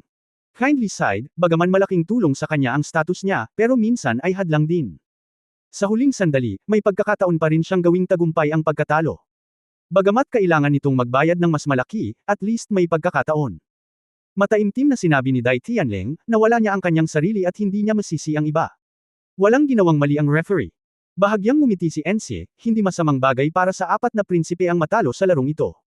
Sa maraming pagkakataon, sa pamamagitan lamang ng pagkabigo ang isang tao ay tunay na magmatanda. Saglit na natigilan si Dai Tianling, at pagkatapos ay isang mahinang ngiti ang lumitaw sa gilid ng kanyang bibig. Sa Xingluo Stadium, nagkaroon na ng kaunting kaguluhan sa oras na ito, lahat ng uri ng galit na sigaw, lahat ng uri ng galit na umuungal na sunod-sunod. Karamihan sa kanila ay pinuna si Tang Wulan dahil sa pagiging walang hiya niya, kung anong uri ng sandata ang ginamit niya. Ngunit sa katunayan, alam na alam ng mga matino na tao na si Tang Wulan ay hindi lumabag sa anumang mga patakaran ng laro. Ang mga patakaran ng laro ay hindi kailanman nagsasabi na ang mabibigat na armas ay hindi maaaring gamitin, kahit na mga mecha. Ano ang mali sa mabibigat na armas? Niyugyug ni Tang Wulan ang kanyang mga balikat at bumaba ng entablado na mingiti, ganap na bingi sa paalitang pang-aabuso mula sa labas ng mundo. Dahil ang object ng laro ngayon ay ang prinsipe, hindi niya ginulo ang mga manunood. Hindi madali. Sa wakas nanalo at nakapasok sa quarterfinals. Sa susunod na laro, ang kanyang kalaban ay si Yuanan Yahui, at sa pagitan nilang dalawa, isa sa kanila ay dapat na makapasok sa semifinals. Sa Monster Academy, 2 tao rin ang nakapasok sa top 8, sina Long Yu at Feng Wanglin San. Hindi man sila katulad ni Tang Wulan at Yuan Yahui, magkikita sila sa susunod na laro. Pero sa semifinals, nagkita pa rin ako. Sa madaling salita, kung magiging maayos ang lahat, sasalubungin ni Tang Wulan o Yuanan Yahui ang nagwagi sa pagitan ng Long Yu at Lin San sa final upang matukoy ang individual na kampyon ng kompetisyong ito. Sapat na ito para ipagmalaki ng Shrek Academy. Sa nakaraang laro, bagamat mayroon pa ring back player si Tang Wulan, wala siyang gaanong back player. Buti na lang at natapos niya ang laro. Nakumpleto ang mahalagang kompetisyon na ito. Pagbalik niya sa War Zone, nalaman niyang nakaalis na si Dai Yian. Ang kabiguan ng larong ito ay isang dagok pa rin sa Hari ng Tigre. Naroon pa rin si Long Yu, at naroon din si Lin San. Ang dalawang mata ay bumaling kay Tang Wulan. Biglang nagkusa si Long Yu na maglakad patungo sa direksyon ni Tang Wulan. Si Tang Wulan ay nakatayo roon at naghihintay sa kanya na lumapit sa kanya. Ang iyong pagganap ay lumampas sa aking mga inaasahan. Gayunpaman, sana ay hindi ikaw ang limitasyon mo ngayon. Pagkatapos sabihin ito, ngumiti si Long Yu at tumalikod. Tumingin din si Lin San kay Tang Wulan ng may interes, sa kasamaang palad, hindi kita makikilala sa individual na kompetisyon. Sa kompetisyon ng pangkat, sana ay matuto ako ng pinakamahusay. Ang iyong mga kasama ay napakahusay din. Siyempre, ang huling pangungusap ay tumutukoy sa salamat. Magkakilala ng hindi inaasahan. Sa oras na ito, si XCXC ay tulog pa rin, at lahat ng ingay sa labas ay walang kinalaman sa kanya. Yumuko si Tang Wulan at gustong kunin si XCXC, ngunit hinarang siya ni Yuanan. Hayaan mo akong gawin ito. Ha! Saglit na natigilan si Tang Wulan, at pagkatapos ay nakita niya si Yuan Enyahui na niyakap si XCXC sa paraang yakap ng isang prinsesa. Siya ay napakaingat, hindi ginaisang si XCXC, at pagkatapos ay humakbang palabas sa labas. May mapaglarong ngiti sa gilid ng bibig ni Tang Wulan, at pagkatapos, isang pahiwatig ng inggit. Sa individual na kompetisyon, 16 sa 8, ang alikabok ay nanirahan. Pagkatapos ay napagpasyahan ang nangungunang 8. Ang isa sa mga manlalaro ay masyadong malubhang na sugatan upang lumahok sa susunod na round, at ang kanyang kalaban ay dapat na si Long Yu.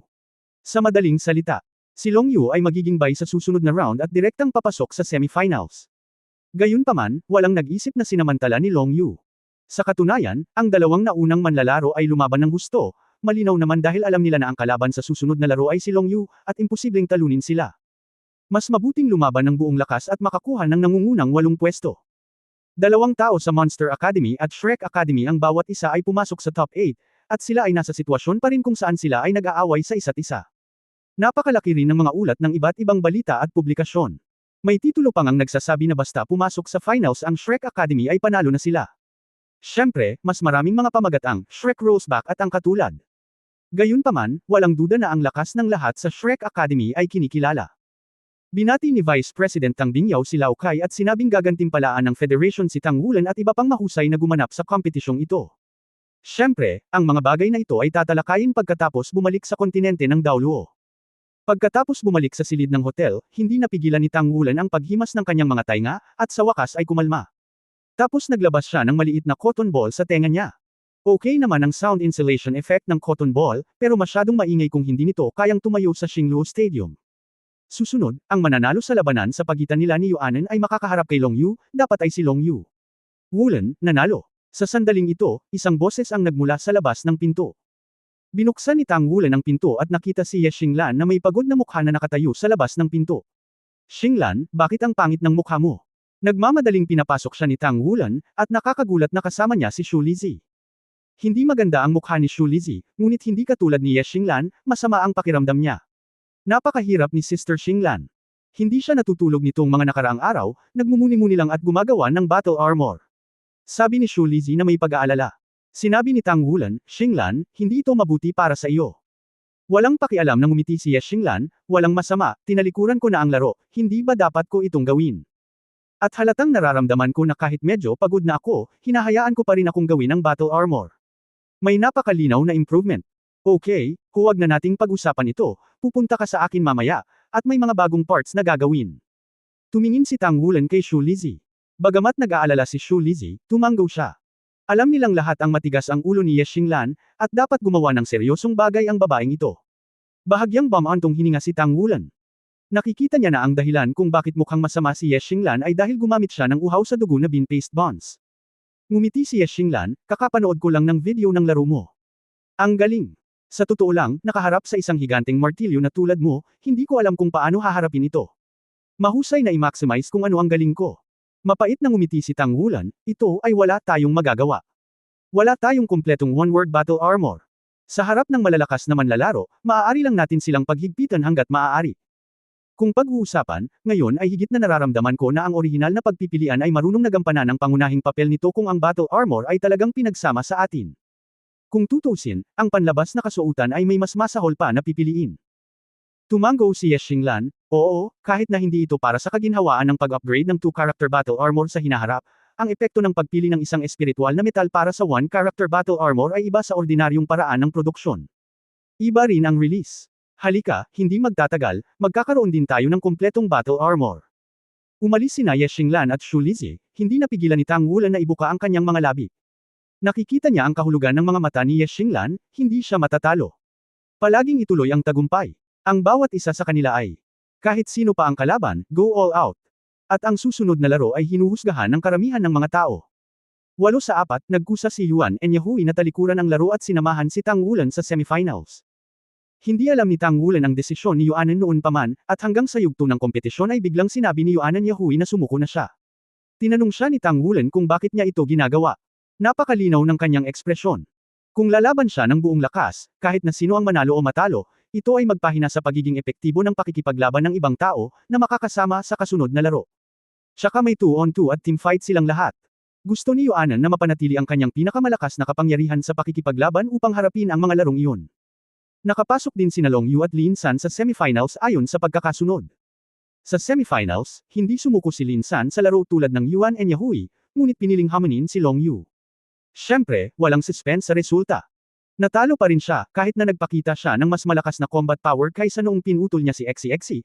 Ang pag-asa sa pagtaas ng one-word battle armor ay nagdulot din ng problema kay Long Yu. Pero kung tutuusin, natalo siya. Mula sa simula hanggang sa wakas, hindi kailanman ginamit ni Long Yu ang kanyang sandata sa labanan. Pinanood ni Tang Wulan ang laro gamit ang sarili niyang mga mata. Pagkatapos manood ng laro, ang kanyang ekspresyon ay naging napakalungkot. Napakalakas talaga ni Long Yu, napakalakas kaya wala siyang maisip na taktika na makakapagdulot ng mga epekto kapag nakaharap sa kanya. Nakakatakot ang ganyang kalaban. Gayon din sa semifinals, ang mga kalaban ni Tang Wulan ay napakalakas din, ngunit ang nakaraang laban ay napakahirap kaya ang battle armor ay nasira ng husto. Sinamantala ni Tang Wulan ang pagkakataon na lutisin ang labanan sa loob ng 10 minuto. Sa huling laban, napagdesisyonan ang sitwasyon. Shrek Academy Tang Wulan face, Monster Academy Long Yu. Ang larong ito ay opisyal na kilala bilang ang Double Dragon Battle. Pagkatapos ng isang araw na pahinga, sa umaga ng susunod na araw.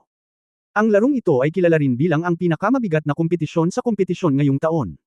Sa maraming lugar ng pagsusugal, ang posibilidad ay, nanalo si Tang Wulan, natalo ang isa ng 10, nanalo si Long Yu, natalo ang isa ng 0.5. Malinaw, walang optimistic tungkol sa Tang Wulan, ang lakas ni Long Yu, sa mata ng lahat, imposibleng matalo sa larong ito. 6 na singsing. Iyon ay ang 6th Ring Soul Emperor, at kahit na nagtataglay ng dugo ng Mountain Dragon King kasama ng 8 Dragon King. Ang pagtatapos ng Double Dragon Battle na ito ay isang selling point para sa mas maraming bookmaker, at ang suspense ng tagumpay ay tila niresolba sa sandaling pumasok sila sa finals. Iilan lang sa Star Luo Empire ang nag-iisip na ito ay isang bagay na maluwalhati, Tang Wulan, 15 taong gulang. Pagpasok sa finals. Hindi pa ito nangyari sa kasaysayan ng Mainland Young Senior Soul Master Elite Competition.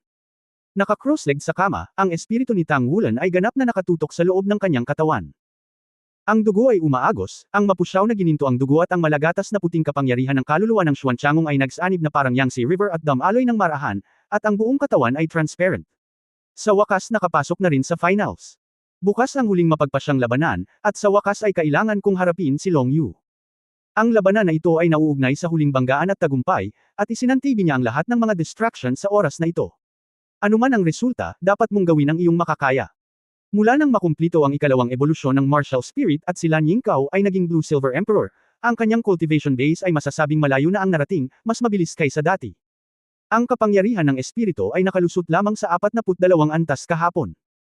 Pagkatapos ng 40 antas, ang bilis ng pagtaas ng kapangyarihan ng espiritu ng Panginoon ng kaluluwa ay makabuluhang mababawasan, at ito ay nadagdagan ng isang antas ng napakabilis, na ganap na hindi maisip sa nakaraan. Ayon sa kasanayang ito, hindi hihigit sa 2 taon, maaabot niya ang antas ng 5-ringed Soul King, at ang 17 taong gulang na Soul King ay tiyak na itinuturing na napakahusay sa Shrek. Bukas ay malapit ng maglaro. Si Tang Wulan ay hindi masyadong kinakabahan o nagpapahinga sa sarili. Bagamat alam na alam niya, maaaring hindi masyadong maganda ang huling resulta. Ang pagkakaiba sa ganap na lakas ay nagpapahirap sa kanya na manalo. Pero kailangan pa rin niyang gawin ang lahat, kahit ano pa ang resulta, gagawin niya ang lahat.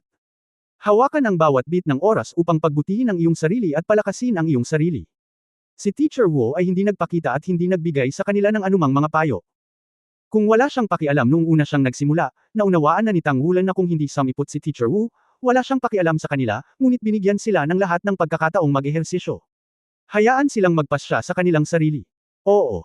Minsang sinabi ni tatay na ang tanging taong maaasahan at mapagkakatiwalaan ng isang tao sa buong buhay niya ay ang kanyang sarili. Ilagay ito ngayon, dapat sabihin na mayroon lamang sariling lakas. Huwag umasa sa sinuman. Basta kung malakas ka talaga. Si Ye Xinglan ay nakahiga sa kama, ang kanyang magandang mukha ay mapotla, ang kanyang mga pilikmata ay bahagyang nanginginig, paminsan-minsan ay nakasimangot. Ang kanyang hininga ay halatang hamina, ito ay isang kababalaghan ng qi at pagkabulok ng dugo. Umupo si Xu Lizhi sa gilid ng kama, nakatingin sa kanya ng nag-aalala. Sa wakas ay nagkasakit siya, dahil mismo sa sarili niyang pagod. Kung hindi lang siya nasa tabi niya noon at magpagamot sa oras, hindi pa rin niya malalaman kung ano ang mangyayari. Sister Xinglan, napakalakas mo. Napakapanalo. Itinaas ni Xu Lizhi ang kanyang matabang kamay na may mga hukay, at marahang damapo sa noo ni Ye Xinglan, naramdaman ang unti-unting pagbaba ng temperatura ng kanyang katawan, at marahang hinaplos ang kanyang buhok ng 2 beses. Ikaw lang ngayon ang makakapagpatahimik. Sister Xinglan, kailangan mong gumaling kaagad. Masyado lang akong duwag, pero sa susunod, hinding-hindi na kita hahayaang saktan ang sarili mo ng ganito. Si XCXC lang ang hindi nakapagpahinga o nag-eensayo. Nakatayo siya sa balkonahe sa mga oras na ito, inaalalayan ang kanyang katawan gamit ang kanyang mga braso sa rehas ng balkonahe. Maluwag at casual ang ekspresyon, dinadama ang simoy ng gabi na tumatama sa kanyang katawan, at isang mahinang ngiti ang sumilay sa gilid ng kanyang bibig. Nakaka-relax at kaaya-aya ang pakiramdam. Ang ganitong uri ng pakiramdam ang dapat na taglayin ng isang agile attack type spirit master. Ang kalayaan ay ang ugat ng pagiging sensitibo. Matapos siyang bawiin ni Yuan Yahui noong araw na iyon, nakatulog siya buong gabi bago nagising, at pagkatapos ay naramdaman niyang parang ipinanganak siyang muli, at ang kanyang buong pagkatao ay naging iba sa dati. Nahawakan niya ang pakiramdam ng sublimation. Nitong mga nakaraang araw, palagi siyang nagbabago ang kanyang kaisipan, at nagbabago rin ang kanyang lakas. Sa wakas ay malabo niyang naunawaan kung bakit mayroon lamang isang clone na maaari niyang kontrolin noon, dahil siya ay masyadong kinakabahan, hindi sapat na libre, at hindi sapat na nakaka-relax. Ang kailangan ko ay pangunawa, hindi higpit at pagpigil. Yuanan, teka, siguradong magiging mas malakas ako sa iyo. Isang araw, ako ang magiging prinsipe na nakasuot ng gintong baluti at damit na banal sa harap mo, at pakakasalan kita bilang aking nobya. Si Yuanan Yahui ay tahimik na naglilinang sa silid. Siya ay palaging masipag, kahit na siya ay may talento, hindi ito nakaapekto sa kanyang kasipagan. Siya lamang ang nakakaalam na ang bilis ng kanyang paglilinang ay talagang hindi mabilis. Kahit na ang dalawang nangungunang martial arts ay makapangyarihan, hindi sila kaakibat sa isa't isa, o kahit na kapwa exclusibo. Ang relasyon sa pagitan nila ay dapat naganap na magkasundo upang gumawa ng tuloy-tuloy na pag-unlad sa kanilang paglilinang. She has always worked very hard, because she have to be strong, and only with enough strength can she complete that thing, the thing that makes her dream. Napakaswerte niya na marami siyang makapangyarihang partner sa paligid niya. Kung wala sila, hindi niya mauunawaan kung gaano kalayo na ang narating niya sa mga kasamahan niya. Dahil sa kanila kaya kung simulan ang paggawa ng Spirit Metal Battle Armor. Sa malapit na hinaharap, kapag ang sariling paglilinang ay umabot sa kaharian na nais ng isang tao, oras na upang bumalik. Nakatulog si Xu Xiaoyan sa gilid ng kama. Gising si Le Zhenggayo. Sumandal siya sa gilid niya at tumingin kay Xu Xiaoyan na nakahiga sa gilid ng kama. Puno ng lamang ang mga mata niya. Siya na ang nag-aalaga sa kanya mula nang siya ay masugitan noong araw na iyon. Walang masabi sa dalawa. Ang lahat ay tila napaka-natural at casual, ngunit ito ay natural at casual na nagpainit kay Le Zhenggayo. Siya ay ipinanganak sa isang mataas na hierarchical na pamilya. Ang kadalisayan ng bloodline ng pamilya, at maging ang mga miyembro ng pamilya kung aling pamilya, ay may mahigpit na hierarchies. Napakaswerte niya. Siya ang hinaharap na tagapagmana ng pangunahing linya at ang munting panginoon ng pamilya. Mula pagkabata, lumaki na siya na may hindi mabilang na pag-aalaga at inggit, at syempre, mas maraming naiinggit. Pero wala siyang pakialam, lagi niyang nararamdaman na ako ay ako ang kinatawan ng pamilya ng banal na anghel.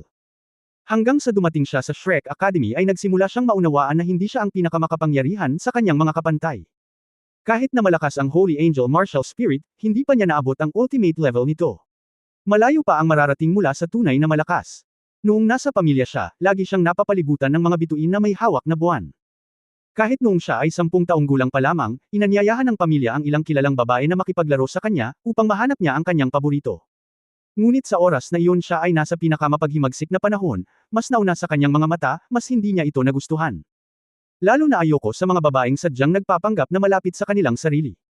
Ang iba ay nagpapanggap na malamig at mayabang, ang iba ay nagpapanggap na banayad, at ang iba ay banayad. At lahat ng iyon, sa paningin niya, ay walang iba kundi ang pag-arte. Kaya naman, iminungkahi niyang pumasok sa Shrek Academy para mag-aral para mawala ang tanikala ng kanyang pamilya. Gusto niyang makita ang outside world, at gusto niyang makita kung anong magagandang furry works ang naroon sa outside world. Pumunta siya sa Shrek, at nakilala niya ang kanyang mga kaibigan sa paligid niya. Si Yuan Yahui, na mas malakas kaysa sa kanya, at sina Tang Wulan at Goyu, na mas mababa ng 1 grado, ngunit wala silang pagpipilian kundi talunin sila. Napagtanto niya ang kanyang mga pagkukulang at nagsimulang matutong magtrabaho ng husto.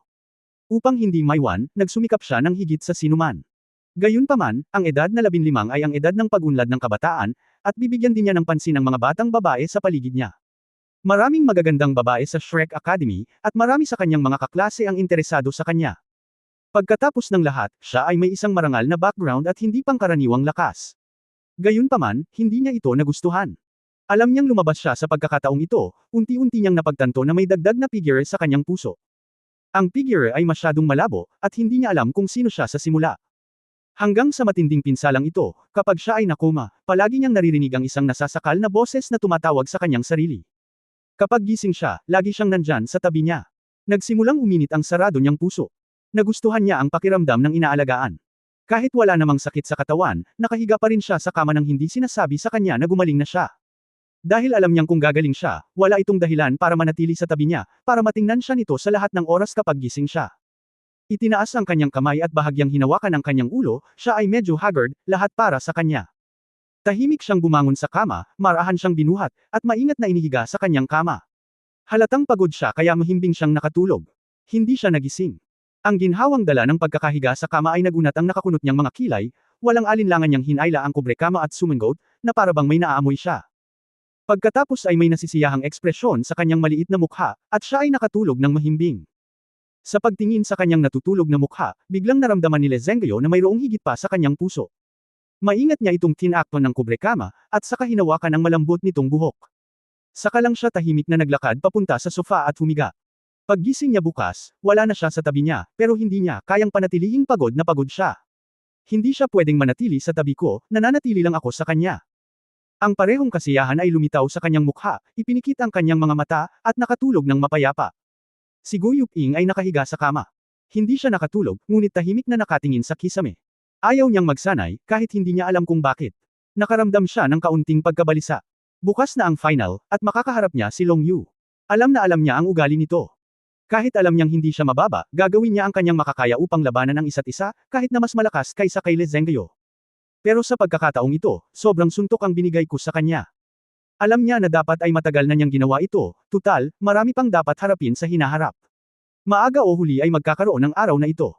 Pero kanina, paulit-ulit niyang sinasabi sa sarili niya na maaga pa naman kaya huwag masyadong magmadali. Ngunit habang lumilipas ang panahon, lumalaki sila, at lumalaki din ang kanilang lakas. Sa paglipas ng mga araw, ang kanyang determinasyon ay naging mas mahirap gawin. Hey, tahimik na bamantong hininga si Guyu, marahil ito ay nakatadhana. Saan nanggaling ang dugo niya? Tila may Providence sa sikreto na hayaan siyang makilala siya. Maging si Nier ay ganoon din. Paano naman si Providence? Isang pilak na liwanag ang kumislap sa mga mata ni Guyu, kahit na hindi tayo hayaan ng Diyos na magpatuloy, sisirain ko ang kalooban ng Diyos na iyon. Napaupo siya bigla. Pero biglang umugang sa isip ko ang pag-uusap nilang dalawa noong araw na iyon. Ang sabi, maganda ang relasyon mo sa akin dahil ang bloodline ko ay related sa bloodline mo. Masasabi mo na, talaga, totoo, nakikita ko, Guyu, anong ginagawa mo? So, kung nilapitan mo ako dahil sa dugo ko noong una, paano ngayon? Ganun pa rin ba ngayon? Oo. Ang mga salita sa araw na iyon ay tila nasa kanyang tenga, biglang nakaramdam si Guyu ng matinding kirot sa kanyang puso, at siya ay medyo napuruhan. Laro bukas, Terra na. Madaling araw. Madaling araw, pumunta si Tang Wulan sa balkonahe, nag-practice ng Purple Magic Pupil, naghugas gaya ng dati, at nagpalit ng malinis, madilim na berdeng uniforme ng Shrek Academy. Ganun pa rin ang almusal, mas marami pa siyang kinakain kaysa sa karaniwan, nandoon ang mga kaibigan niya, at ang mga mata ng lahat ay nasa kanya. Si Shu Lizzie, na ang gana sa pagkain ay hindi gaanong mas malala kaysa sa kanyang karaniwang gana, ay bumaba ng malaki ngayon. Anong tinitingin-tingin niyong lahat sa akin? Lizzie, kumain ka. Bakit ang konti mo kumain ngayon? Sabi ni Tang Wulan habang kumukuha siya ng isa pang steamed bun, binasag ang steamed bun, nilagyan ito ng ilang malalaking piraso ng karne, at nilagok. Kinain ito ng malalaking subo. Sinabi ko ang kapitan, hindi ka ba kinakabahan? Hindi mapigil ang magtanong ni Lezengyo. Nagkibit balikat si Tang Wulan, bakit ako kabahan? Hindi ito ang ating Daoluo continent, at iniisip ng lahat ng nasa All-Star Luo na matatalo ako. Nahihiya akong matalo ang ika-4 na ring laban sa ika-6 na ring. Hindi ba ito nahihiya? Kung gayon bakit ako kabahan? Tumingin sa kanya si Ye Xinglan ng nagniningning na mga mata, gusto mo na bang sumuko? Tinitigan siya ni Tang Wulan at walang pakialam ng umiti, ang kaluwalhatian ni Shrek ay hindi lamang isang tagumpay na maaaring ipagtanggol, kundi pati na rin ang dugo. Pagkasabi niya nito ay tumahimik na ang mesa. Ibinaba ni Ye Xinglan ang kanyang ulo, paumanhin, hindi kita dapat tanungin. Ngumiti si Tang Wulan at sinabing, lahat, kain na tayo. Kumakain din ako ng mas marami. Kung kumain ako ng mas marami, magkakaroon ako ng mas maraming enerhiya. Si Guyu ay nakaupo pa rin sa tabi niya gaya ng dati, nakatingin sa ngiti sa kanyang mukha, at biglang hindi napigil ang sabihin, huwag mong pilitin. Sumulyap si Tang Wulan sa kanya, huwag mong pilitin. Ano ang mapipilit ko? Kumain ka, kumain. Tumawa si Exi at sinabing, boss, ang galing ng mentality mo. Kumain ka ng mabilis. Wala siyang pressure noong una, nag-create lang kami ng pressure para sa kanya. Boss, you have to cheer, in case you accidentally win, baka makakuha ka pa ng mabangong kiss or something. Habang nagsasalita, tiningnan niya si Guyu, pagkatapos ay si Tang Wulan, na may ngiti sa kanyang mukha. Iritadong sabi ni Tang Wulan, basta marami kang kausap. Bilasan mo at kumain. Anyway, hindi ko hahayaang ihatid ako ng babae pabalik. Nag-iba ang mukha ni Exi, na parang medyo nahihiya, okay lang, iba naman sa pamilya namin. At saka, galing siya sa power attack system, at ako naman ay nasa agile attack system, kaya hindi ganoon ang natural. Ngumiti si Lezengyo at sinabi, narinig ko na sumigaw ka na naiintindihan mo at napagtanto mo ito. Lumalabas na napagtanto mo na ikaw ay mas walang hiya kaysa dati. Ngumisi si Exi, pwede ba kitang ikumpara sa kawalang hiyaan? Kahapon, hindi ako nakabangon sa kama. Ngayon ay nakaupo ako dito ng buhay at walang kahihiyan. Kuya, huwag mong pag-usapan ang pangalawang kapatid, okay? Xiaoyan, gusto mong manood ng Knowing the True Color of Some People, Xiao by Faces Nothing Good. Medyo namula si Xiaoyan, ngunit hindi umimik. Ang tibok ng puso niya sa oras na ito ay mas mabilis pa kaysa dati. Sa sandaling imulat niya ang kanyang mga mata sa umaga, nalaman niyang natutulog siya sa kama ni Lezengyo habang ang hininga nito sa pagitan ng kama, ngunit naramdaman niyang ang pagtulog na ito ay espesyal na kapayapaan ng isip. Kaninang umaga, hindi man lang siya ng ahas na tumingin kay Lezengyo ng diretsyo. Pagkagising niya, tumakbo siya pabalik sa kwarto niya. Bago umalis, inihagis niya ang kubrekama kay Lezengyo sa sofa. Exi. Pinandilatan siya ni Lezengyo na may nagngangalit na mga ngipin. Ngumiti si Exi, ito ay tinatawag na galit sa galit. Malamig na bamantong hininga si Lezengyo at sinabing, mas maganda ito kaysa sa iyo. Sa palagay ko wala kang anumang pagkakataon. Sa buhay na ito, hindi mo matatalo ang aming monitor. Napatingin si Exi kay Yuan and Yahui, ngunit hindi sila pinansin ni Yuan and Yahui, at doon kumain ng almusal. Balang araw, tiyak na makakalaban ko. Kung hindi ka maniniwala sa akin, maghintay at tingnan. Naiintindihan na ngayon ni Kuya ang tunay na kahulugan ng maliksi na sistema ng pag-atake. Nang makita ang kalugod-lugod na pagtatalo sa pagitan ng dalawa, palaging may malabong ngiti si Tang Wulan sa gilid ng kanyang bibig. Gustong-gusto niya ang pakiramdam na ito, at ang magkakaibigan ay nagkakasundo araw at gabi, parang bahay. Ito ang paborito niya. Busog na ako, tara na. Tumayo si Tang Wulan, iniunat ang kanyang baywang, at kumaluskos ang kanyang mga buto. Naglalabas siya ng amoy na puno ng sikat ng araw, na nagpaparamdam sa kanyang mga kaibigan sa kanyang kalooban sa oras na ito. Ang araw ay puno ng enerhiya, tulad ng isang nagising na dragon, na nag-uunat ng kanyang katawan. Naghihintay na sa labas ang isang soul-guided na sasakyan. Ngayon ang final ng individual competition. Upang maiwasan ang mga hindi kinakailangang gulo at upang payagan silang makarating sa pinangyarihan sa lalong madaling panahon, espesyal na nagpadala ang opisyal ng kotse upang kunin sila. Ang larong ito ay kilala bilang ang Ultimate Showdown sa pagitan ng Monster Academy at Shrek Academy. Kaya naman, lahat ng contestant mula sa dalawang kolehiyo ay maaring pumasok sa waiting area para manood ng seremonya. 8 tao ang sumakay sa kotse, nagsimula ang soul-guided na kotse, at napapalibutan ng mga sasakyan sa harap at likod na escort, dumiretso ito sa Xingluo Stadium. Hanggang sa unti-unting lumayo ang sasakyan ay may isang silent figure sa harap ng Xingluo Royal Hotel. Si Wu Changkong ay katulad ng dati, nakasuot pa rin ng puti, ngunit sa oras na ito, mayroong isang mahinang matalim na liwanag na kumikislap sa kanyang mga mata. Wulan, tara na. Ngayon, hindi lamang ang Xingluo Stadium ang masikip, ngunit maging ang labas ng stadium ay hindi rin maarak. Ang bawat magandang lugar kung saan makikita mo ang malaking screen sa labas ng stadium ay puno ng mga tao. Upang mapanatili ang ganoong